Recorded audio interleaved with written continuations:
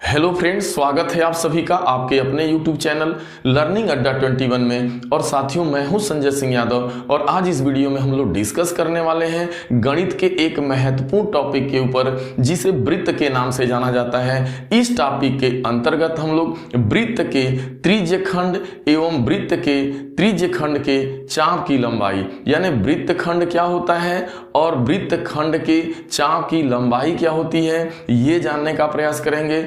और दोस्तों, त्रिज्यखंड के यानी जो त्रिज्यखंड होता है, यानी वृत्त के अंतर्गत जो त्रिज्यखंड होता है, यानी जो त्रिज्या के द्वारा जो खंडित एरिया होती है, उसका क्षेत्रफल कैसे निकाला जाएगा, और साथ ही साथ जो है त्रिज्यखंड के चाप की लंबाई कैसे निकाली जाती है, इससे रिलेटेड क्वेश्चन आपसे प्रतियोगी परीक्षाओं में दोस्तों पूछे जाते हैं। इस वीडियो के अंदर हम लोग बहुत ही सरल एवं आसान तरीके से जो है इसको समझने वाले हैं, त्रिज्यखंड को समझने वाले हैं, त्रिज्यखंड के चाप की लंबाई को समझने वाले हैं, इसका क्षेत्रफल कैसे निकलेगा, इसके चाप की लंबाई कैसे निकलेगी। दोस्तों, यदि आप हमारे चैनल पर नए हैं तो प्लीज़ कृपया करके आप हमारे चैनल को सब्सक्राइब कर लें। दोस्तों, बने रहें इस वीडियो में अंत तक। मैं दावा करता हूं कि यदि आप इस वीडियो में अंत तक बने रहे तो बहुत ही आसान तरीके से जो है आपको त्रिज्यखंड एवं त्रिज्यखंड के चाप की लंबाई बहुत आसानी से समझ में आ जाएगी। और इससे रिलेटेड जो भी क्वेश्चन आपसे प्रतियोगी परीक्षाओं में पूछे जाएंगे, मेरा 100% दावा है कि आप उसको जो है तुरंत कर लेंगे। तो दोस्तों, चलिए हम लोग सीधा बात करते हैं। तो सबसे पहले हम लोग ये जानने का प्रयास करते हैं कि वास्तव में जो है त्रिज्यखंड क्या होता है। तो जैसा कि आप देख रहे हैं, एक आकृति मैंने बनाया है जिसे वृत्त के नाम से, ये वृत्त है आपका। आपको पता होना चाहिए कि वृत्त जो होता है वह 2D संरचना होती है, यानी दो बीमा वाली आकृति होती है, और यह समतल के ऊपर अपना पूरा प्रदर्शन करती है। यानी वृत्त एक दो बीमा वाली संरचना है, दो बीमी संरचना है, यानी 2D स्ट्रक्चर है, पहली बात। अब ये वृत्त का केंद्र है, और आप देख पा रहे हैं कि ये जो लाइन जिस पे हम लोग, ये मेरा मार्कर चल रहा है, ये लाइन जो होती है ना, यही वृत्त की परिधि बोली जाती है। देखा जाए तो ये क्या है, आपकी परिधि है। और क्षेत्रफल क्या है, इस एरिया के अंदर, यानी इस परिधि के अंदर जितनी भी जो भी आपकी एरिया आ रही है, वही उसका क्या माना जाता है, क्षेत्रफल। तो यहाँ हम लोगों को ये समझना, हम तो वृत्त के बारे में आपको अच्छे से नॉलेज है कि भाई वृत्त क्या होता है, ये वृत्त का केंद्र है, ये वृत्त की परिधि है, इसके अंदर आने वाली एरिया वृत्त का क्षेत्रफल है, और ये आपका जो लाइन है ये वृत्त का व्यास है, और ये यहाँ से यहाँ तक आप देख पा रहे हैं ये क्या है, वृत्त की त्रिज्या है। तो ये आपका व्यास हो गया, ये इसकी त्रिज्या हो गई, कहने का मतलब। लेकिन जैसा कि टॉपिक का नाम है तो आप देख पा रहे हैं टॉपिक है, टॉपिक के अंतर्गत कहा जा रहा है कि त्रिज्यखंड का क्षेत्रफल। तो सबसे पहले हमें जानना है त्रिज्यखंड क्या है, त्रिज्यखंड क्या है। जैसा कि नाम से यह स्पष्ट है, त्रिज्य का मतलब होता है त्रिज्या, और खंड का मतलब एरिया, यानी त्रिज्या के द्वारा घिरी हुई एरिया। जैसे ये वृत्त का केंद्र O है, और आप एक त्रिज्या ले लीजिए इसकी OA, मान लीजिए यह OA त्रिज्या है, और यहां से जो है दूसरी त्रिज्या आपने क्या ले लिया, OB। तो यहाँ OA और OB ये दोनों त्रिज्याएं हैं, और इन त्रिज्या के द्वारा जो घिरने वाली एरिया पूरी है वो आप देख रहे हैं, यानी वो क्या है, वो A है, और यहाँ पे आप x मान लीजिए, यानी OAX, यानी OAXB, यानी ये पूरी एरिया, यानी ये आप देख पा रहे हैं जो त्रिज्या के द्वारा जो एरिया घिरी जा रही है ना, यह त्रिज्या के द्वारा जो घिरा हुआ क्षेत्र है ना, यही क्षेत्र आपका त्रिज्यखंड कहलाता है। तो पहले तो ये समझ लेना है कि ये आपका त्रिज्यखंड है, ठीक है, पहली बात। अब दूसरा आपसे पूछ रहा है कि त्रिज्यखंड मालूम हो गया, अब अगला आपको जानना होता है कि त्रिज्यखंड के चाप की लंबाई क्या, यानी त्रिज्यखंड का चाप क्या है, या चाप की लंबाई क्या होती है, ठीक है, या त्रिज्यखंड का चाप। तो आप देख पा रहे हैं चाप, जैसे आप कहते हैं ना कि वृत्त पर एक चाप काटा, तो ये आपका आर्क बोला जाता है, ये चाप हो गया। कहने का मतलब आप यहाँ आओ तो यहाँ से आपको बड़े आराम से समझ में आ रहा है, ये A यानी परिधि पर चाप कहाँ से, ये एरिया AXB, ये यहां से यहां तक जो है यह एक चाप है, ये पूरा चाप माना जाएगा। यानी इस त्रिज्यखंड का चाप क्या है, तो त्रिज्यखंड का जो चाप है वह एक्स बी है। और जो त्रिज्य खंड का क्षेत्रफल आप देख रहे हैं, यानी त्रिज्य जो खंड है पूरा का पूरा, वो त्रिज्य खंड माना जाएगा ओ ए एक्स बी। यानी ये त्रिज्य खंड ये है पूरा, यहां से लेकर के ये पूरी एरिया, यानी त्रिज्या के द्वारा जो घिरी हुई एरिया होती है वही त्रिज्य खंड है। और त्रिज्या के द्वारा जो परिधि पर जो दूरी आप तय करते हैं, यानी जैसे एक त्रिज्या OA है, एक त्रिज्या OB है, अब इसके बीच की जो भी परिधि की लंबाई यहां से यहां तक जो भी चाप है, यही आपका त्रिज्य खंड का चाप बोला जाता है। तो आपसे प्रतियोगी परीक्षा में जो प्रश्न आता है वो कहता है त्रिज्य खंड का क्षेत्रफल ज्ञात करो, और साथ में पूछता है उसके चाप की लंबाई ज्ञात करो। तो ये कैसे निकलेगा, अब आपको अच्छे से समझ में आ गया कि वास्तव में त्रिज्य खंड क्या है, त्रिज्य खंड का चाप क्या है। ये दोनों चीजें अगर आपने अच्छे से समझ लिया तो अब यहां पर हम लोग वो फार्मूला बनाते हैं जिसके द्वारा इसका क्षेत्रफल निकलेगा। तो चलिए मान लीजिए कि ये आपका एक पूरा वृत्त है। तो जब ये पूरा आपका एक वृत्त है, आपका ये पूरा एक आपका वृत्त है, ठीक है, ये वृत्त का क्या है, आपका केंद्र है, और ये पूरा आपका मान लीजिए वृत्त है। अब एक त्रिज्या आपने ले लिया, यहां से हम मान लीजिए OA ले लिया, और ये आपकी OB त्रिज्या है। तो OA त्रिज्या हो गया और ये OB त्रिज्या हो गया, ठीक है। ये दोनों त्रिज्याएं एक ही वृत्त की हैं तो बराबर ही होंगी। अब कह रहा है कि मान लीजिए त्रिज्य खंड का क्षेत्रफल बताना है। तो मान लीजिए त्रिज्याओं के द्वारा यहाँ पर जो दोनों त्रिज्याएं हैं, और वो जो यहाँ पे कोण बन रहा है वो मान लीजिए थीटा डिग्री का ये दिया गया है। अगर यही मान लीजिए पूरा वृत्त होता तो इस पूरे वृत्त का क्षेत्रफल कैसे निकलता भाई, इस पूरे एरिया का क्षेत्रफल। तो इस पूरी एरिया का क्षेत्रफल कैसे निकलता है, इसका फार्मूला है क्षेत्रफल बराबर, यानी वृत्त का जो क्षेत्रफल होता है वो वृत्त का क्षेत्रफल बराबर होता है पाई आर स्क्वायर। पूरा होता तब, लेकिन ये पूरा नहीं है। आप देख पा रहे हैं कुछ हिस्सा है, और यह जो पूरा का मतलब क्या होता है जानते हैं, पूरा का मतलब पूरा, अगर यहाँ पे वृत्त का केंद्र है तो पूरा का मतलब हो गया पूरा एक राउंड, यानी ये 360 डिग्री के लिए देखा जाए तो संपूर्ण के लिए है। लेकिन यहाँ पूरा नहीं है, बल्कि आपको इस एरिया का क्षेत्रफल बताना, इतनी एरिया का, बस पूरी एरिया का नहीं। तो इसके लिए जो फार्मूला होगा, तो देखिए पूरे, अब देखो तब इसका बहुत आसान सूत्र है, त्रिज्य खंड का क्षेत्रफल आप कैसे निकालेंगे, यानी त्रिज्या के द्वारा जो खंडित एरिया उसका क्षेत्रफल कैसे निकलेगा। तो देखिए 360 में पूरा तो नहीं है, थीटा अपान 360 अंश गुणे वृत्त का क्षेत्रफल क्या होता है, पाई आर स्क्वायर। यानी वो वृत्त का क्षेत्रफल, पूरे वृत्त का क्षेत्रफल पाई आर स्क्वायर होता है। लेकिन अब यहाँ पूरे वृत्त का आपको नहीं बताना है, त्रिज्या के द्वारा, यानी यहाँ पर जो कोण बन रहा है वो मात्र थीटा का बन रहा है, तो जितने डिग्री का कोण बनेगा वो लिख देंगे अपान 360, क्योंकि पूरा अगर हम वृत्त का क्षेत्रफल निकालते तो संपूर्ण का निकाल लेते, यानी पूरे एक चक्कर का निकाल लेते, यानी 360 डिग्री का। तो हम 360 डिग्री का न निकाल करके हम उसके जो है कुछ हिस्से का निकाल रहे हैं, और हमसे यही पूछा जाता है, ठीक है, बहुत ज्यादा पूछा जाता है ऐसा। तो बस उसका फार्मूला होता है त्रिज्य खंड का क्षेत्रफल निकालने का, थीटा अपान 360 अंश गुणे पाई आर स्क्वायर। तो बहुत ही आसान होता है, वृत्त का क्षेत्रफल पाई आर स्क्वायर होता ही है। चूंकि पूरे वृत्त का हमसे नहीं पूछता है, कुछ हिस्से का पूछता है, यानी कुछ जो है, यानी त्रिज्य खंड का मतलब जो त्रिज्या के द्वारा घिरी एरिया होता है उसी का पूछता है। और इसमें सबसे बड़ा इंपॉर्टेंट चीज है कि इसमें आपको वृत्त की त्रिज्या भी दिया रहेगा और साथ में जो है कोण भी दिया रहेगा। जैसे यहाँ पर मान लीजिए वृत्त की त्रिज्या 10 सेंटीमीटर है और यहाँ पर बनने वाला कोण जो है 120 डिग्री का है। या यहाँ पे मान लीजिए वृत्त की त्रिज्या मान लीजिए कि सपोज दैट यहाँ पर भी आप लिख सकते हैं या 10 सेंटीमीटर मान लीजिए, लेकिन यहाँ पे बनने वाला कोण आपका 60 डिग्री का है। यहाँ पे वृत्त की त्रिज्या 10 डिग्री मान लीजिए और यहाँ पे केंद्र पे बनने वाला कोण 90 डिग्री है। तो अब आप समझ चुके होंगे। अब बात हो रही है बेटा त्रिज्य खंड के चाप की लंबाई। तो त्रिज्य खंड के चाप की लंबाई कैसे निकालेंगे आप, तो इसका फार्मूला क्या होगा। तो देखिए अगर पूरे वृत्त की पूरा देखो, अगर पूरा चाप की बात की जाए तो जो देखो पूरा जो चाप होता है ना, अगर पूरा चाप की बात की जाती वृत्त के, तो जब चाप यहां से आप लेके चलते और यहीं पे आप आ जाते पूरा चाप, तो वृत्त का पूरा चाप देखिए, पूरा जो चाप होता है वृत्त का वह होता है वृत्त की परिधि होता है। तो अब आप समझ पा रहे हैं कि वृत्त की परिधि, तो जो वृत्त की परिधि होती है, वो वृत्त की जो परिधि होती है, देखा जाए अगर वृत्त के आप परिधि की बात करेंगे, पूरे परिधि की, तो वो कैसे निकलता है भाई, 2 पाई आर से, यानी 2 पाई आर होता है।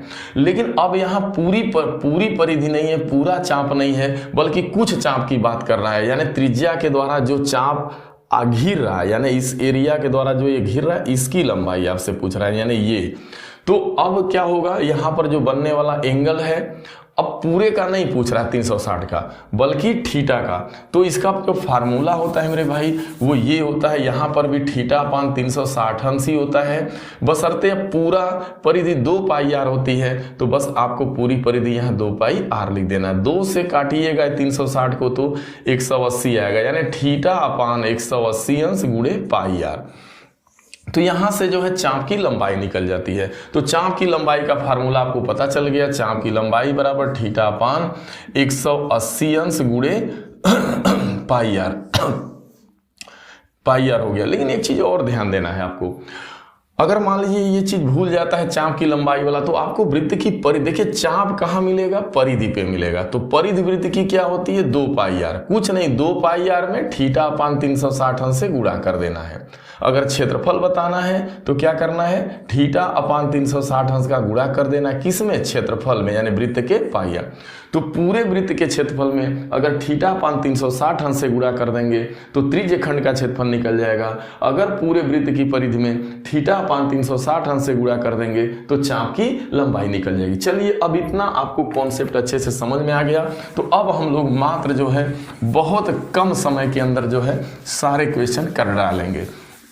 जैसे मान लीजिए एक क्वेश्चन आपको सपोज दैट यहाँ पे दिया गया है, इसको थोड़ा 14 बना लीजिए ताकि सही रहे कटने में। 14 सेंटीमीटर, यहाँ इसकी त्रिज्या मान लीजिए 28 सेंटीमीटर है, इसकी मान लीजिए 14 सेंटीमीटर। देखिए आपके सामने एक वृत्त बनाया गया है।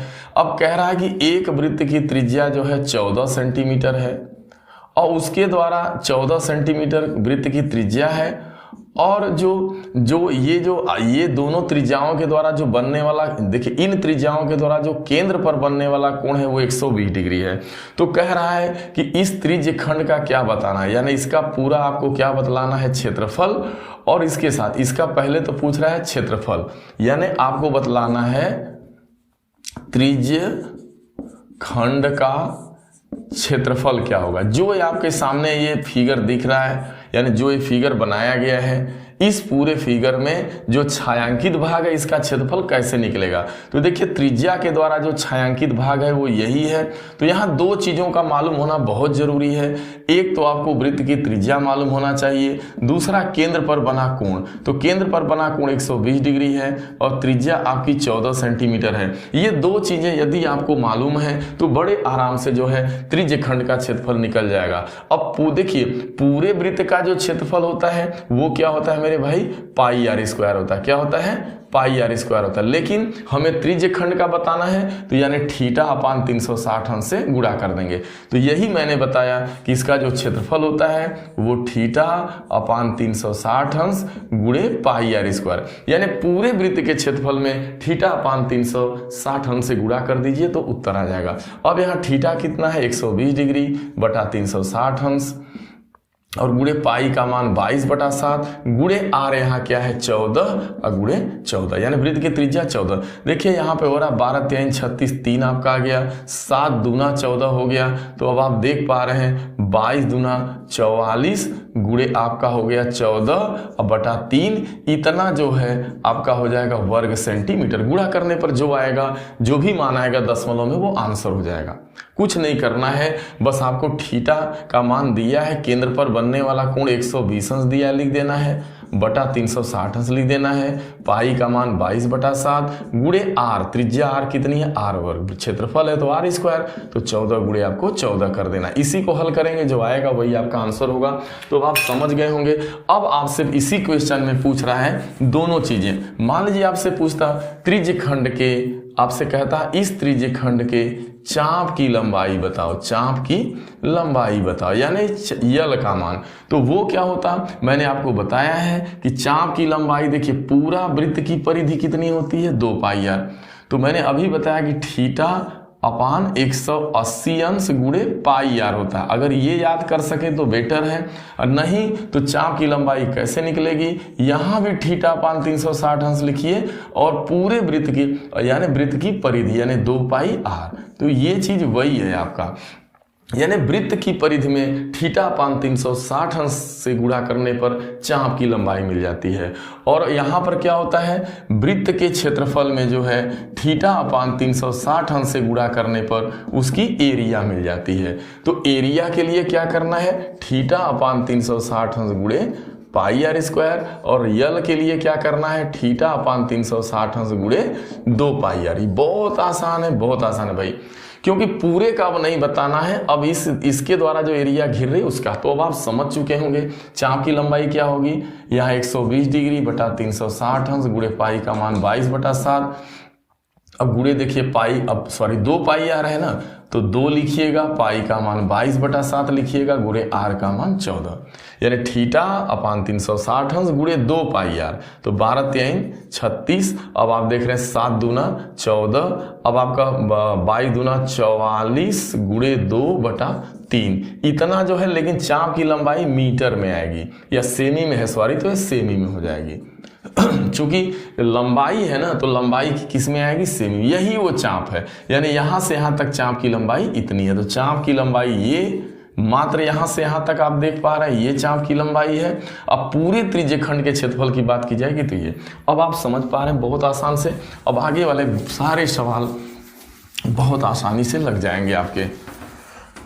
आगे अगर यही मान लीजिए आपके परीक्षा में ऐसा फिगर बना के दे दे कि यहाँ पे लिख दे भाई यह एक सर्कल है और केंद्र पर बनने वाला कोण आपका यहाँ पे 60 अंश दे दिया जाए, और यह O है, A है, आपका B है, और फिर आपसे कहा जाए भाई कि इसका क्षेत्रफल बताइए, इस पूरे त्रिज्यखंड का क्षेत्रफल बताओ, और यहाँ पे इसकी त्रिज्या दे दिया जाए 28 सेंटीमीटर।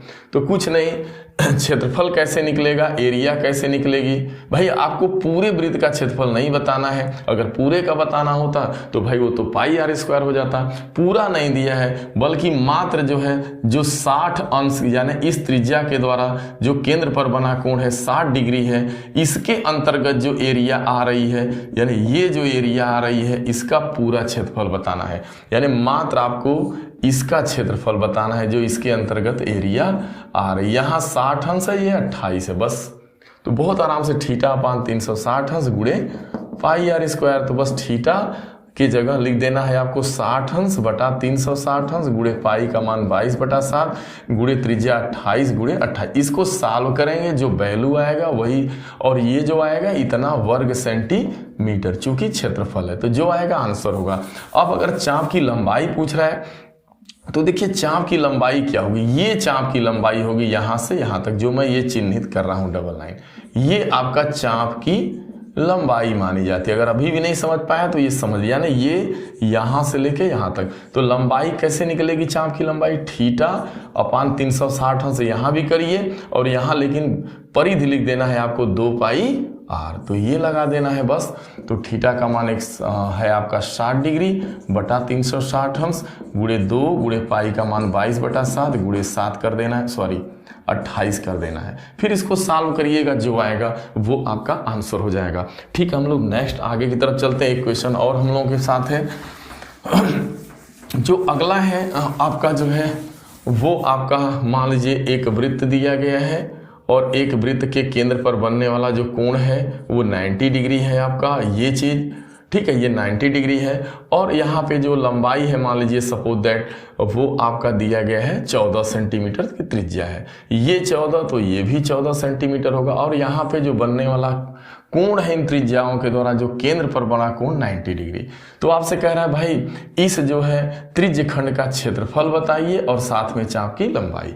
तो क्षेत्रफल कैसे निकलेगा भाई, थीटा अपान 360 अंश गुणे पाई आर स्क्वायर, और ये लंबाई कैसे निकलेगी, थीटा अपान 360 अंश गुणे 2 पाई आर, क्योंकि परिधि में थीटा अपान 360 से गुणा करने पर चाप की लंबाई निकलेगी। ये यहां से यहां तक चाप है, ये आपका चाप है, और ये जो पूरा देख रहे हैं खड़ी लाइन मैंने बनाया है यहाँ पे, यह इसका पूरा क्षेत्रफल है ये वाला। तो बस हो गया आपका थीटा के जगह 90 डिग्री अपान 360 अंश गुणे पाई का मान 22/7 गुणे 14 गुणे 14 कर देना है। 7 दूना 14, 9 चौको 36, 2 दूना 4, 2 11, हम जो भी आ जाएगा 11 गुणे 14 वर्ग सेंटीमीटर। आप इसको हल करिएगा, जो आएगा आंसर होगा। यहाँ पर भी वही चीज है, 90/360 अंश और गुणे हो जाएगा 2, पाई का मान 22/7 गुणे आपका यहाँ पे 4 का मान 14। 7 दूना 14, 9 चौको 36 और 2 दूना के 4 ये कट गया, लगभग ये 22 सेंटीमीटर के आसपास आ रहा है। तो यहाँ से यहाँ जो चाप की लंबाई है, ये वाली लंबाई पूरी, ये चाप की लंबाई 22 सेंटीमीटर के आसपास। जो आप इसको हल कर लीजिएगा, कैलकुलेशन कर लेंगे, जो आएगा वो आंसर मानेंगे।